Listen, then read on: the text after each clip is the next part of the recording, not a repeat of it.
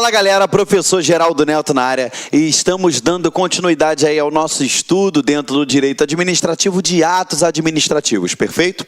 Vamos agora para o nosso segundo bloco. Na aula passada, nós encerramos falando o conceito de ato administrativo pelo recurso mnemônico que eu coloquei no quadro, que foi a vontade ardente, perfeito? Olha só, manifestação, declaração de vontade unilateral com o fim de ardente, adquirir, resguardar, declarar, extinguir, modificar ou transferir direitos e obrigações, produzindo efeitos jurídicos e que são manifestados por um agente público, sendo sempre passível de controle jurisdicional, perfeito?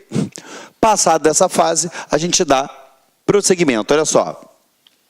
Além das características que foram apresentadas, a gente tem que se lembrar que ao editar um ato administrativo, a administração pública ela encontra-se em uma posição de superioridade em relação ao particular, pois está amparada pelo regime jurídico administrativa.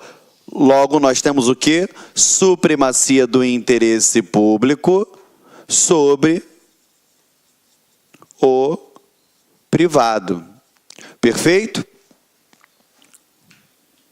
O ato administrativo ele está sujeito a exame de legitimidade pelo Poder Judiciário ou pela própria administração pública. Quando ela fizer isso, vai ser através da autotutela, aquele princípio que nós aprendemos em aulas passadas, perfeito? Conforme analisaremos posteriormente, a administração pública ela pode exercer o poder ou o princípio de autotutela sobre seus próprios atos. Eu te expliquei lá em princípios, quando eu falei da autotutela, mas falei que nós iríamos trabalhar melhor dentro de ato administrativo, porque eu iria contextualizar isso para vocês, ok? No mesmo sentido, constatado que um ato administrativo ele foi editado em desconformidade com o ordenamento jurídico vigente, o Poder Judiciário está autorizado a analisá-lo, procedendo à respectiva anulação, se for o caso. Então, o que eu quero que você preste bem atenção, meus amores? Olha só. A gente ainda não está estudando o tópico controle dos atos, tá? Mas entenda, ó. Controle desse ato. Controle. Esse ato, esse controle ele pode ser feito pela própria administração,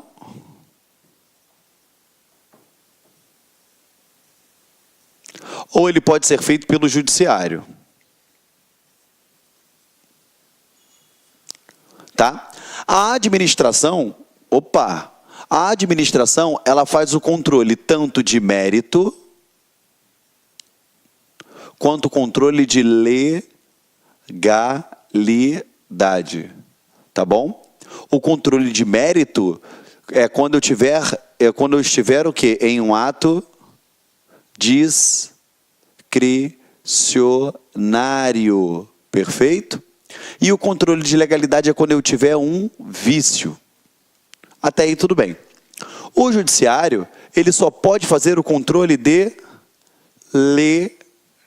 legalidade. Por quê? O controle de legalidade, ele pode ser tanto interno, quanto pode ser o quê? Feito pelo judiciário, externo, beleza? Ele pode ser externo. Agora, o controle de mérito só pode ser feito de forma interna. Então, não há de se falar em judiciário fazer controle de mérito de ato praticado pela administração. Só se referir à legalidade. Perfeito? Estamos juntos? Quando é a administração que faz esse controle, eu tenho o princípio da autotutela. Perfeito? Lembrando, tá, que o judiciário, lembrando que a autotutela ela pode ser feita de ofício, beleza? Ou mediante provocação. O judiciário ele só pode atuar pelo princípio da inércia, mediante provocação. Ok? Só mediante provocação que ele vai atuar. Então, vamos lá. Se eu tenho um ato que foi praticado, ele pode ser controlado pela própria administração pública através da autotutela, seja de ofício ou mediante provocação, e ela vai controlar o mérito quando se tratar de ato discricionário ou de legalidade quando eu tiver um vício, seja ele ato vinculado ou discricionário, nós vamos ver mais à frente.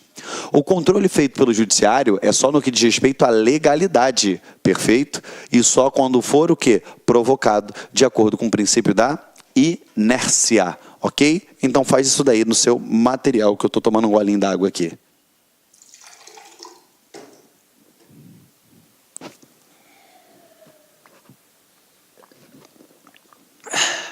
Beleza?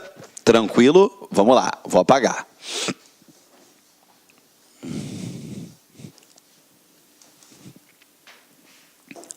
Vamos lá, continuando aqui com vocês, tá?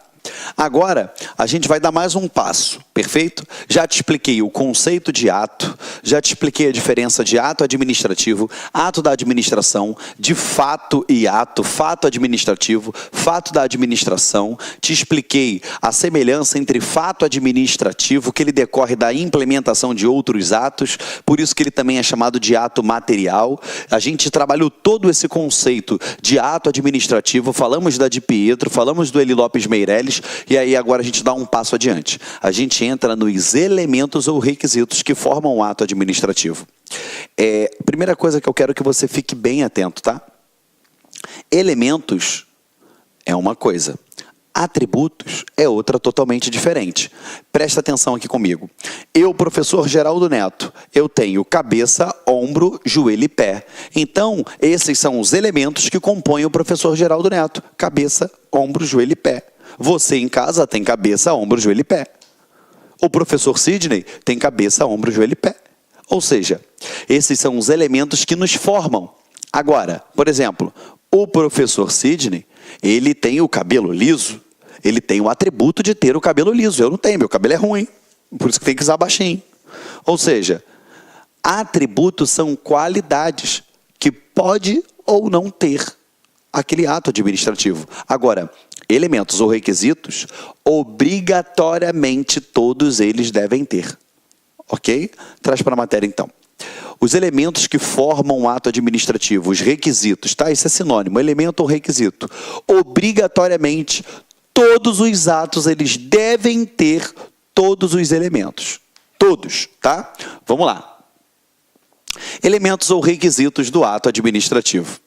O elemento ou requisito do ato administrativo nada mais são do que os componentes necessários para que o ato seja considerado inicialmente válido, editado em conformidade com a lei. Perfeito? Então, obrigatoriamente, ele deve ter todos os elementos. O professor Eli Lopes Meireles, ele entende serem 5 os elementos dos atos administrativos, que são competência, finalidade, forma, motivo e objeto. Lembrando a você, tá? Todo livro, toda apostila fala o quê? COFIFOMOB. Eu não gosto de falar COFIFOMOB. Para mim isso é passado, até porque todos os meus fluxogramas eu faço através do recurso mnemônico ff.com. Ok? ff.com. Ah, Geraldo, eu não gosto, eu quero o COFIFOMOB. Fica à vontade. Ah, Geraldo, eu quero ff.com. Fica à vontade. O importante é você passar na prova, ok? Geralmente as pessoas passam com esse, tá? Volta para cá. Olha só. Então, esses são os elementos que formam o ato administrativo. Competência, finalidade, forma, motivo, objeto. Competência, finalidade, forma, motivo, objeto. Tem que ficar atento, ok? Só para poder fazer uma observação para você. A Maria Silva Zanella de Pietro, ela também fala que a competência pode ser chamada de sujeito. Tá bom? É só porque, se você vier pegar alguma prova que falar sujeito ao invés de competência, você já está abastecido da informação aí que é necessária para resolver a questão, ok? Então esses são os pilares básicos, tá bom? Básicos aqui para a gente formar um administrativo, tá? Trazendo aqui para os nossos fluxogramas, que eu gosto de fazer. Aqui, ó, nós temos a forma, a finalidade, a competência, o objeto e o motivo. Perfeito? Forma, finalidade, competência, objeto e motivo. Até tem um motivo para eu colocar dessa forma, nessa ordem, justamente por quê? Porque eu faço diversos fluxogramas e mapas mentais, tanto da convalidação, anulação, revogação, em cima disso aqui. Ok? E vai ser muito importante para você, tá? Então, eu prefiro que você grave aqui, ó, ff.com, tá bom? Vamos lá, continuando com vocês. Olha só, competência.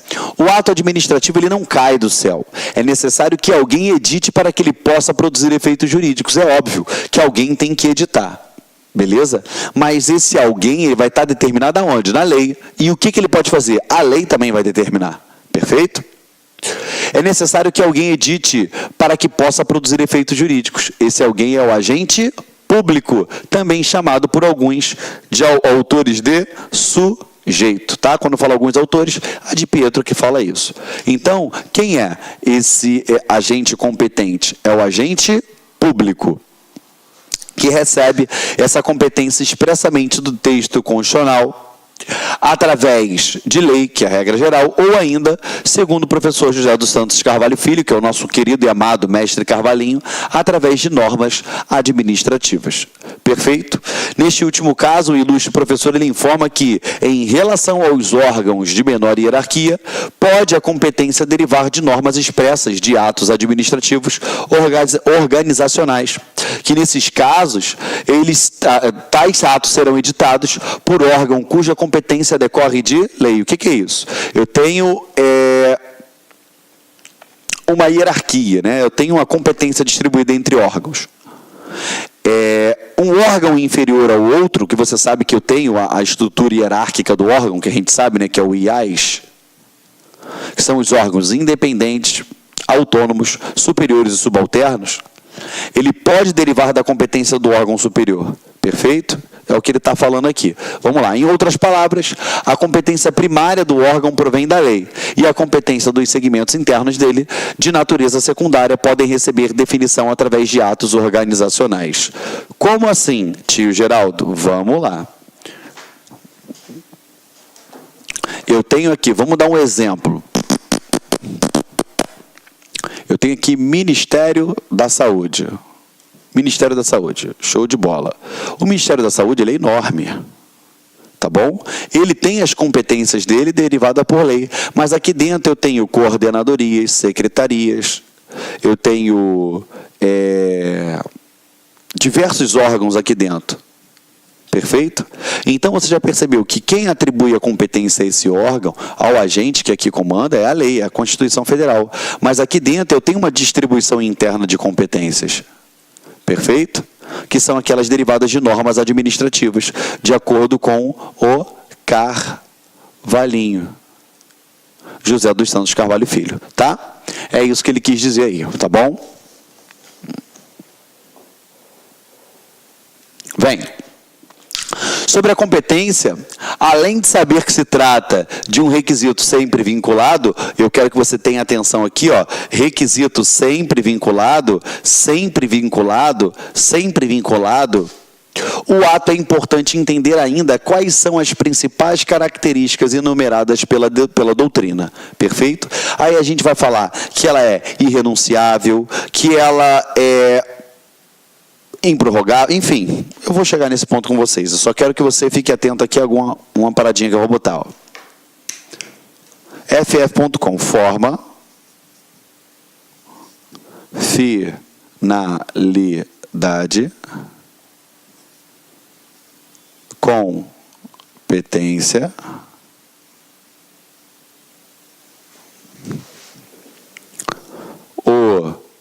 objeto, motivo. Você viu ali no texto que ele falou que a competência será sempre vinculada? Galera, eu quero que você preste atenção numa coisa. Olha só, por que eu faço nessa ordem? Porque esses três primeiros aqui, a título de prova, serão o quê? Sempre vinculados. Perfeito? A forma, a finalidade e a competência serão sempre vinculados. A forma com que o ato se exterioriza, a lei sempre vai determinar qual é. A finalidade sempre será o interesse público, a lei vai determinar qual é. A competência sempre estará vinculada à lei. Quando eu falo em vinculação, eu estou falando que não há margem de escolha pelo agente público. Não tem margem de escolha. Acabou. O agente público não tem como escolher. Está lá. Por quê? Porque é e pronto, acabou. Entendeu, meus amores? Perfeito? A lei vai determinar e pronto, acabou. Não tem margem de escolha. Agora, o motivo e o objeto, esses carinhas aqui, ó, eles podem ser discricionários. Eles podem ser discricionários. Por quê? Porque nessa discricionariedade, a lei vai permitir ser realizado uma margem de escolha. Lembrando que quem determina essa margem de escolha é a lei. Ele não vai pegar e escolher simplesmente o que ele quer e pronto, e acabou. Não. A lei vai dar o quê? Vai dar o quê? Algumas oportunidades e possibilidades. E dentre aquelas oferecidas pela lei, o administrador pode escolher. Entendeu? Foi? Então aqui, eu já adiantei algo que eu vou falar lá na frente com vocês, mas para vocês não ficarem perdidos, tá? Porque eu pedi para sublinhar quando a competência era vinculada, para tu não ficar perdido. Forma, finalidade, competência sempre vinculado, não há margem de escolha, sempre vinculado. O objeto e o motivo, eles podem ser discricionários. Por quê? Eles também podem ser vinculados. Mas esses dois são os únicos que podem ser discricionários. E discricionariedade é margem de escolha, e essa margem de escolha é conferida pela lei. Ok? Foi? Pode... Vou apagar, hein? Aperta o pause aí.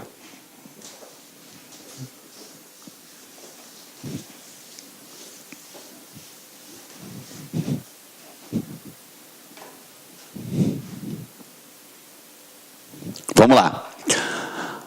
Aqui, ó, principais características enumeradas lá da competência. Lembrando que ele é sempre vinculado, tá bom? É um elemento sempre vinculado. Vamos lá. É irrenunciável. Já que prevista em lei, a competência é de exercício obrigatório pelo agente público sempre que o interesse público assim o exigir. Então, ele não pode renunciar. Não quero essa competência mais. Negativo. Ela é irrenunciável. Perfeita? Ela não é exercida ao livre-arbítrio do agente público.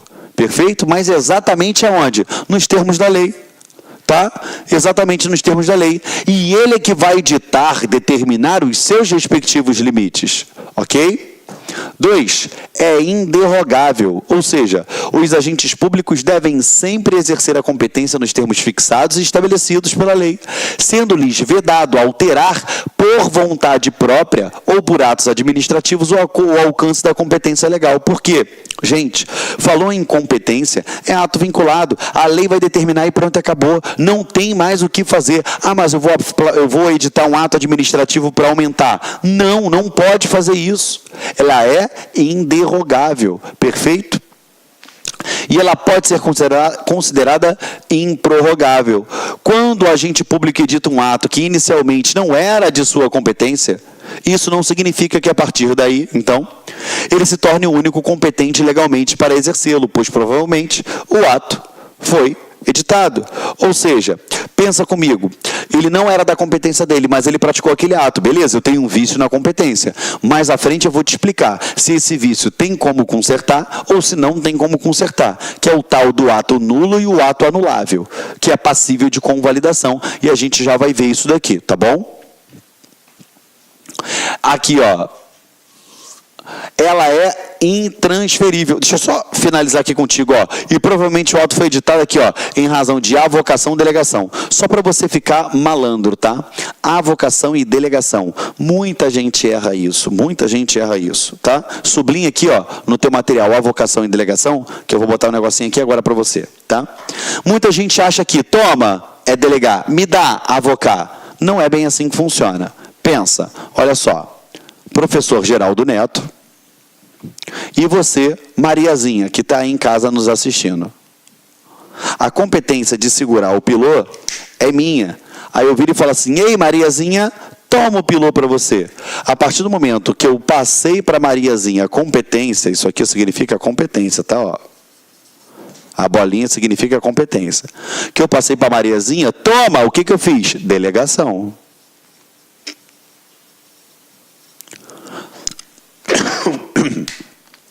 Quando eu falei assim, ei, Mariazinha, me devolve o pilô. Quando eu peguei de volta para mim, o que eu fiz? Eu fiz a revogação da delegação. Perfeito? É a revogação da delegação. Foi? Foi? Porque eu peguei o que era meu. Lembrando que a delegação ela pode ser feita para os lados, para o mesmo patamar hierárquico e para baixo. Ok? Logo, eu não preciso de subordinação hierárquica para poder fazer a delegação. Tá? Exemplo, sou delegado aqui no Rio de Janeiro.